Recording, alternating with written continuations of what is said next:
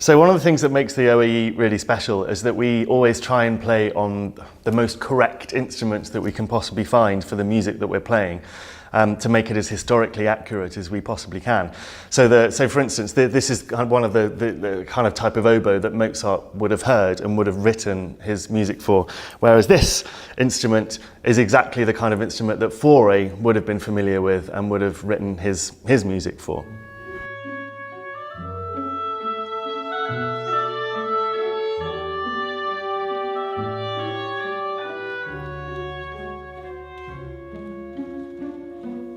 So one of the challenges about the concert is that we're playing music in the first half and the second half, which there's about 100 years between the two periods of composition, from Mozart and Haydn all the way to Fauré.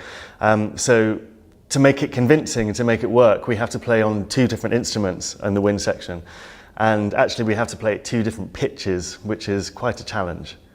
When we're talking about pitch, A, the note that we call A, can be anywhere. It's arbitrary, and we're used to the idea that A is 440 hertz, which means 440 vibrations a second. But at different times in history, in different countries and in different situations, even within the same country, A's have varied quite a lot.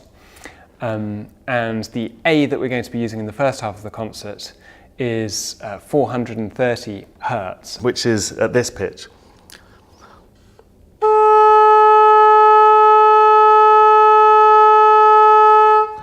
I'm going to play you, actually this machine, which we spent a lot of time with, can actually play that note for you so you can hear it, and I'll at the same time play the more recent oboe, which is still over 100 years old, which is A at 440. So this is A at 430, which is classical pitch, and now I'm playing you A at 440, so you can hear the difference.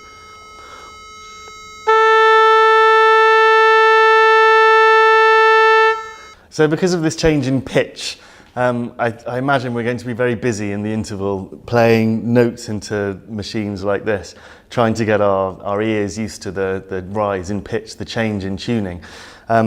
Another challenge for wind players, is if we haven't got enough to worry about, is also that every instrument that we play has slightly different characteristics, has slightly different intonational quirks, if you like.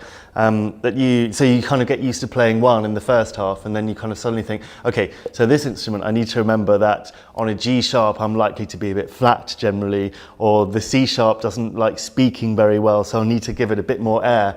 So there are lots of things to think about really, and it's going to be quite a challenge, but it's absolutely the right thing to do, and so it's really nice to be able to do it.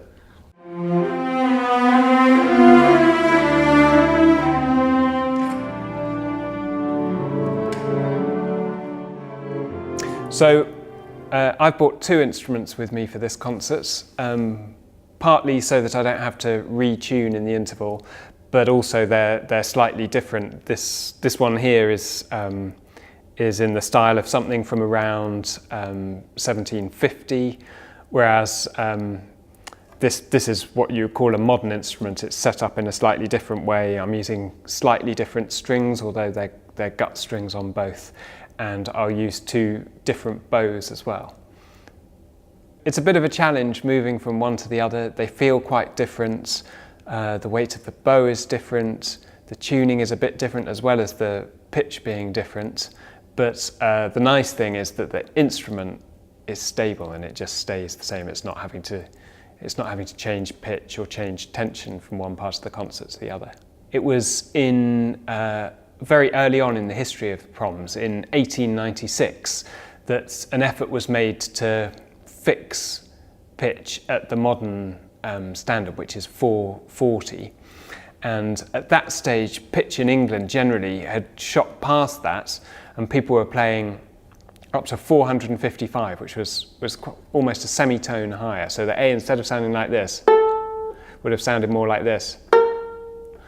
And a throat doctor called George Cathcart, he gave money to finance the 1896 proms at the Queen's Hall on condition that the organ was retuned down to something around 440, and to stop the wind players complaining, he went out and bought a complete set of wind instruments which he gave to the wind players so that they weren't out of pocket playing at this new pitch.